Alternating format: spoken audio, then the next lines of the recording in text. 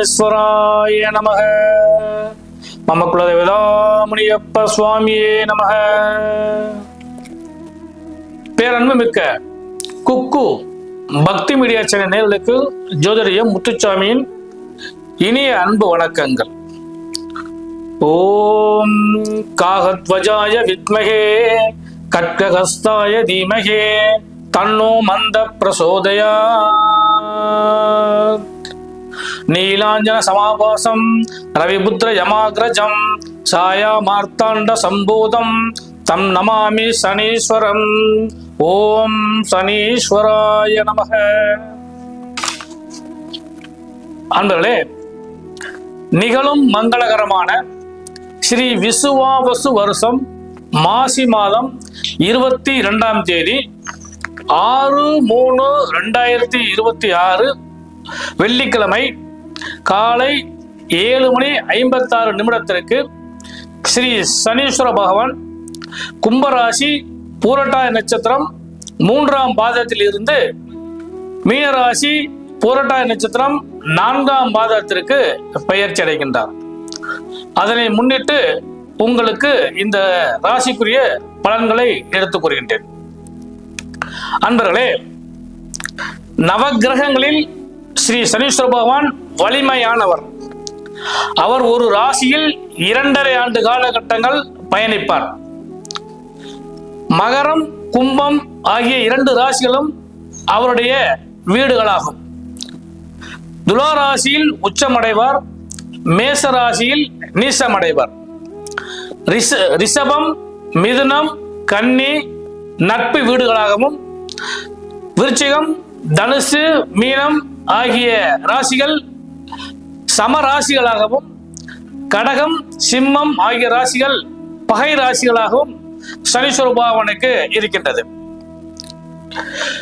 பொதுவாக 12 ராசிகளிலே கிட்டத்தட்ட 8 ராசிகள் அவருடைய கண்ட்ரோல்ல எப்பயுமே இருக்கும்.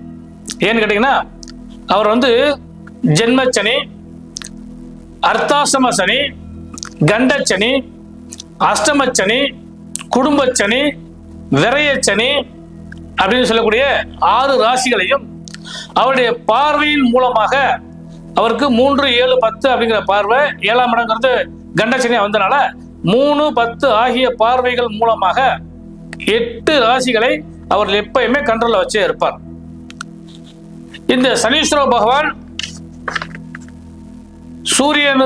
சூரிய பகவானுக்கும் சாயாதேவிக்கும் மகனாக பிறந்தவர். சிவனிடம் ஈஸ்வரம் பட்டம் பெற்று சனீஸ்வர பகவானாக மாறினார்.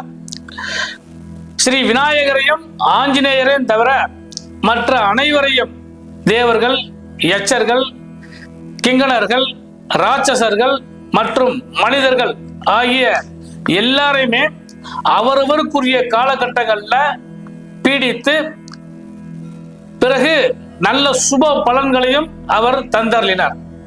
அப்பேற்பட்ட சனி பகவான் தேனி மாவட்டம் குச்சனூர்ல சுயம்பு சனீஸ்வரராகவும், மகா சக்தியாக திருநள்ளாறுல காட்சி தருகின்றார். அவருடைய இந்த சனி பயிற்சியை பற்றி இப்பொழுது உங்களுக்கு விரிவாக எடுத்துக் கூறுகின்றேன்.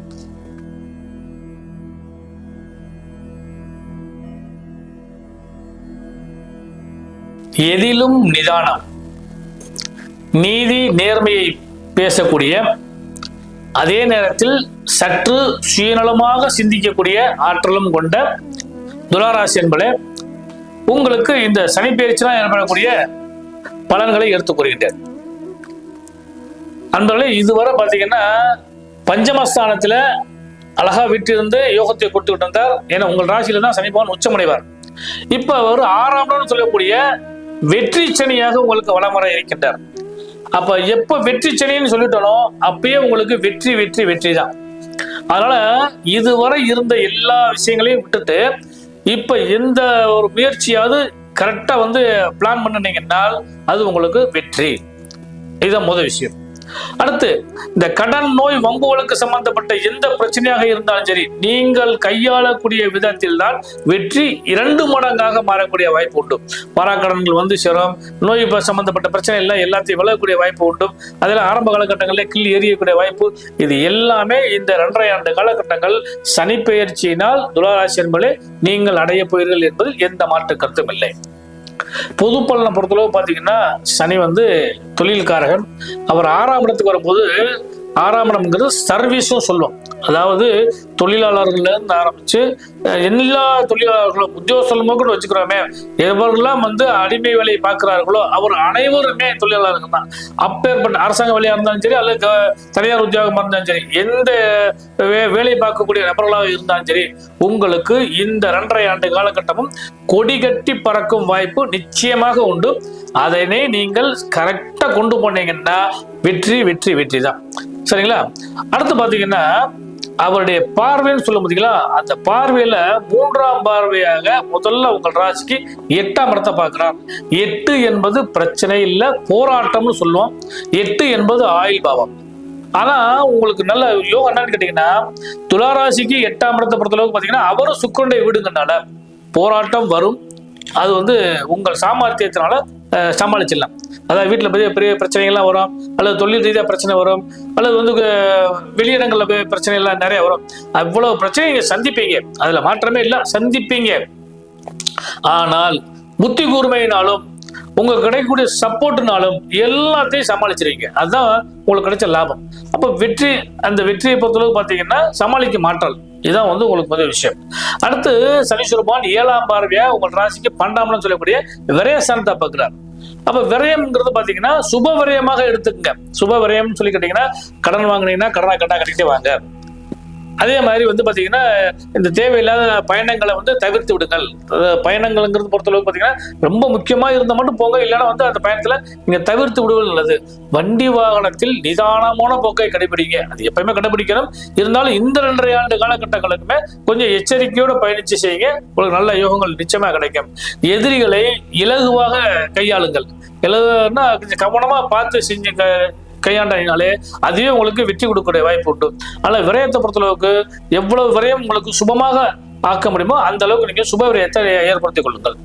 அடுத்தவர் வந்து 10ஆம் பார்வையாக உங்கள் ராசிக்கு 3ஆம் இடத்தை பார்க்கிறார். அப்ப 3ஆம் இடம்ங்கிறது முயற்சி, தைரியம், வீரியம், கீர்த்தி, புகழ் இவை எல்லாம் தானாக கிடைக்க போகிறது. அதுக்கு உங்களுடைய பங்களிப்பு என்னன்னு சொல்லிட்டா கொஞ்சம் நீங்க முயற்சி பண்ண வேண்டியதான். கலைத்துறை, விளையாட்டுத்துறை, அரசியல் துறை சம்பந்தப்பட்டவங்க, அதே மாதிரி மற்ற எந்த வேலைகளா இருந்தாலும் சரி, எல்லாமே உங்களுடைய முயற்சி இந்த 2.5 ஆண்டு காலகட்டங்களுக்கு வெற்றியில நிக்குது. ஏன்னா 6ஆம் இடம் வெற்றி சனி, அதனால உங்கள் முயற்சி வெற்றியை கொடுக்கும் அப்படின்னு அவர் கொடுக்கறதுக்கு தயாரா இருக்கிறார். நீங்க வாங்குறதுக்கு தயாரா இருக்கீங்களா, அதுதான் வந்து இப்ப கேள்வியா வந்து உட்காருது. சரி, அடுத்து மாணவர்களுக்கு பார்ப்போம். மாணவர்களை பொறுத்தளவு பாத்தீங்கன்னா 9ஆம் மாவட்டம் சொல்லக்கூடிய அந்த பட்டப்படிப்பு, அது 10th இருந்து ஆரம்பிச்சு 10th +2 பட்டப்படிப்பு சம்பந்தப்பட்டது, தொழில் சார்ந்த படிப்பு சம்பந்தப்பட்டது, இது எல்லாமே உங்களுக்கு கை கொடுத்து உதவ போதும். வெளிநாடு, வெளிமாநிலம், தூர்தேசத்துல போய் படிக்க நினைக்கிறவங்க எல்லாருக்குமே இந்த காலகட்டங்கள் உங்களுக்கு சக்சஸ் அமையக்கூடிய வாய்ப்பு உண்டு. அதனால துளாராசிக்காரர்களுக்கு இந்த 2.5 ஆண்டு காலகட்டமும் மாணவர்களுக்கு ஒரு நல்ல யோகங்கள் கிடைக்கும். அதை நீங்கள் தயவுசெய்து நல்லபடியாக பயன்படுத்தினீங்கன்னா வேலை கிடைக்கிறதுக்கு வாய்ப்பு, வேலை வாய்ப்பு இதெல்லாம் வந்து நிச்சயமா உங்களுக்கு கிடைக்கும். அடுத்து வந்து பெண்களுக்கு ரொம்ப முக்கியமான விஷயம் அதுதான், கணவன் மனைவி உறவு பலப்படும். இதுவரை இருந்து வந்த பிரச்சனைகள் எல்லாம் மாறி ஒரு சுமூகமான இணக்கமான சூழ்நிலை ஏற்படுவதற்கான வாய்ப்பு உண்டு. வெளிநாடு, வெளிமாநிலம், தூரதேச பயணங்கள் போறதுக்கான வாய்ப்பு இந்த துளாராசிக்கார பெண்களுக்கு கிடைக்கக்கூடிய வாய்ப்பு உண்டு. அதுலயும் குறிப்பா சொல்ல போனோம்னா இந்த ஒரு குறிப்பிட்ட துறைகள்னு சொல்லக்கூடிய கலைத்துறை சம்பந்தப்பட்டவங்களுக்கு, அல்லது வந்து ஆடை ஆபரணங்கள், பங்குச்சந்தை முதலீடு செய்யறவங்களுக்கு, இன்னும் சொல்ல போனா படிக்கிற குழந்தைகள் கூட எடுத்துக்கிறோமே, அவங்களுக்கெல்லாம் கூட இந்த காலகட்டங்களில் வெளியிடங்களுக்கு போய் செய்யக்கூடிய, பயணிக்கக்கூடிய வாய்ப்பு அல்லது வேலை பார்க்கக்கூடிய வாய்ப்பு உள்ளது நிச்சயமாக உண்டு. அதை தயவுசெய்து சரியான முறையில் பயன்படுத்தினீங்கன்னா இன்னும் உங்களுக்கு அதிகமான பலனும் பயனும் கிடைக்கும்ங்கிறதுல எந்த மாற்றம் இல்லை. அதே மாதிரி இந்த துளாராசியில் இருக்கக்கூடிய மிக முக்கியமான நட்சத்திரங்கள் சொல்லக்கூடிய முதல் நட்சத்திரம் வந்து சித்திர நட்சத்திரம், 3ஆம் பாதம், 4ஆம் பாதம். இவங்களுக்கு பலன் சொல்றப்ப பாத்தீங்கன்னா இந்த ராசிக்குள்ள குறிப்பா இந்த நட்சத்திரத்துக்காரங்களுக்கு ஒரு கோல்டன் பீரியட் சொல்லலாம். அவ்வளவு அருமையா காலகட்டங்கள் கிடைக்குது. தன, வாக்கு, பொருளாதாரம் சிறப்பாக இருக்கும். எண்ணிய செயல்கள் யாவும் இனிதே நிறைவேறும். கடன் சம்பந்தப்பட்ட பிரச்சனை எல்லாம் காணாமல் போய்விடும். வீடு வண்டி வாகன யோக சேர்க்கைகள் நிச்சயமாக கிடைக்கும். இது எல்லாம் போக மன ரீதியாக என்னென்ன பிளான் பண்றீங்களோ அது எல்லாமே சக்சஸ்ஃபுல்லா அமைவதற்கான வாய்ப்பு இந்த செவ்வாயின் நட்சத்திரங்களாகிய சித்திரை நட்சத்திரம் 3ஆம் பாத 4ஆம் பாதத்தில் உள்ள நண்பர்களுக்கு நிச்சயமாக கிடைக்கும். ஒண்ணு. அடுத்து மிக முக்கிய சுவாதி நட்சத்திரம். இந்த சுவாதி நட்சத்திரத்துக்குரிய அதிபதியாகிய ராகு பகவான் உங்கள் ராசிக்கு 5ஆம் இடத்துல இருக்கால குலதெய்வ ஆசீர்வாதமும் முன்னோருடைய ஆசீர்வாதமும் உங்களுடைய பூர்வ புண்ணியமும் அதிக பலனை தரப்போகுது. அந்த பலனால் நீங்க நிச்சயமாக நிறைய பயனை அடைவீர்கள். அதனால இந்த துளாராசியில் இருக்கக்கூடிய சுவாதி நட்சத்திரத்துக்காரங்களுக்கு இந்த 2.5 ஆண்டு காலகட்டமும் நிச்சயமா கொடி கட்டி பறக்கிற அளவுக்கு தான் வாய்ப்பு கொடுக்கும். என்ன ஒரு பெரிய விஷயம் கேட்டீங்கன்னா, எல்லாத்தையும் அனுபவிக்கிறதுக்கு உடலும் மனமும் தயவு செய்து ப்ரிப்பேராகவே வச்சுக்கோங்க. என்ன கேட்டீங்கன்னா, அதிகமான எல்லாமே அளவுக்கு மீறினால் அமிர்தமும் விஷம்னு சொல்றோம் இல்லையா, அந்த மாதிரி நிறைய கிடைக்கிறத நீங்க லிமிட்டா பயன்படுத்தினாலே உங்களுக்கு போதும். லாபங்கள் நிறைய கிடைக்கிறதுக்கான வாய்ப்புகள் உண்டு. அடுத்து மிக முக்கியமானது விசாக நட்சத்திரம். இந்த விசாக நட்சத்திரத்துக்காரங்க பாத்தீங்கன்னா சற்று விழிப்போடு இருங்கள். ஏன்னா எவ்வளவு லாபம்னு சொல்லிட்டு அவ்வளவு லாபம் கிடைக்கப்படுறது உண்மைதான். அந்த விசாக நட்சத்திரத்துக்கு அதிபதியான குரு பகவானுடைய வீட்டுல தான் இப்ப போய் சனி பகவான் போய் உட்கார்ந்து இருக்கிறாரு. அதனால அவருடைய தொழில் ரீதியாக உடல் ரீதியாக எல்லா லாபமும் உங்களுக்கு கிடைக்கிறதுக்கான வாய்ப்பு உண்டு. எதையுமே சக்சஸ்ஃபுல்லா ஜெயிச்சு வந்துடுவீங்க. அதே நேரத்துல இந்த 3ஆம் இடம் 6ஆம் இடங்கிறது சுக்கிரனுக்கு குரு பகைவன் அப்படிங்கிறனால அந்த பகை கிரகம் உங்களுக்கு கொஞ்சம் பிரச்சனை கொடுக்கத்தான் செய்யும். குரு உங்கள் ராசிக்கு 10ஆம் இடத்துல அமர போறார். அப்ப இந்த குரு மாற்றம் உங்களுக்கு என்ன நல்லது கொடுப்பான்னு சொல்லி கேட்டீங்கன்னா, இந்த குரு பகவானுடைய பயிற்சி மட்டும்தான் விசாக நட்சத்திரக்காரர்களுக்கு லாபத்தை கொடுக்க போதும். ஏன்னா குரு 10ஆம் இடம், அடுத்து 11ஆம் இடம், 2.5 ஆண்டு காலகட்டங்களுக்கு அந்த இடத்துல பயணிக்க போறார். கடகராசிக்கு வருவார். கடகராசிலிருந்து அடுத்து சிம்ம ராசிக்கு வருவார். அந்த 2.5 ஆண்டு காலகட்டமும் குரு பகவானால் உங்களுக்கு லாபங்கள் கிடைக்க போகிறது. சனி பகவான் எவ்வளவு பிரச்சனைகள் கொடுத்தாலுமே குரு பகவான் உங்களுக்கு ஆசீர்வாதம் செய்வார். அதனால துளாராசிக்காரர்களுக்கு நல்ல யோகம் நிச்சயமாக கிடைக்கும். அந்த மாற்று கருத்து இடமில்லை. துளாராசிக்காரர்கள் அனைவருக்குமே இந்த சனி பயிற்சி வெற்றி சனியாக அமையக்கூடிய வாய்ப்பு உண்டு. நீங்க வெற்றி சனியா இருக்கக்கூடிய சனி பகவானை தனியா இருக்கக்கூடிய சனி பகவானை நீங்க வழிபாடு பண்ணுங்க, அது உங்களுக்கு யோகங்கள் கிடைக்கும். திருநள்ளாறுல போய், ஏன்னா வெற்றிங்கிறப்ப திருநள்ளாறு தான், திருநள்ளாறுல உள்ள சனீஸ்வர பகவானை வழிபாடு பண்ணுங்க. எல்லா விதமான யோகங்களும் நன்மைகளாக கிடைப்பதற்கு ஜோதிடரே இனிய நல்வாழ்த்துக்கள்.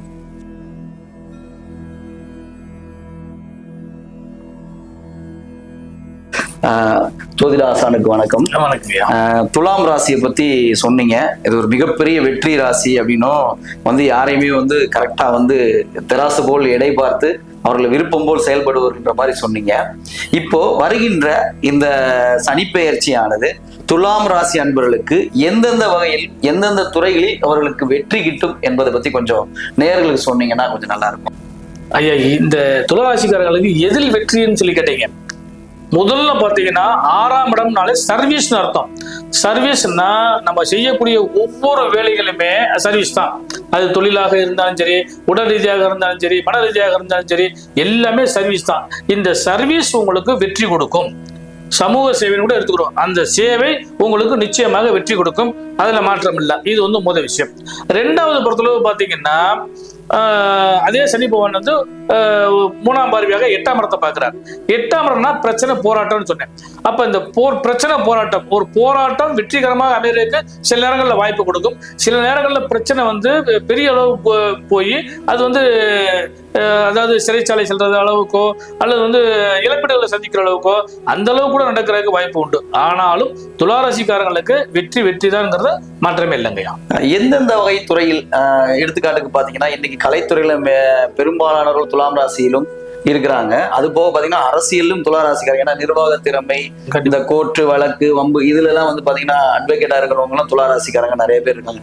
ஏன்னா வாக்கு வன்மை பெற்றவர்கள் துளாராசினர்ன்ற மாதிரி சொல்லியிருந்தீங்க. இவங்களுக்கு இந்த வருகின்ற இந்த சனிப்பெயர்ச்சியானது அரசியல் ஆதாயமும் திரைத்துறையில் எந்தெந்த பாதிப்புகளை ஏற்படுத்துன்றதை பற்றி சொன்னீங்கன்னா நல்லா இருக்கும். நீங்க முதல் கேட்ட கேள்வியோட நான் மீன் பண்ணி சொல்றேன்.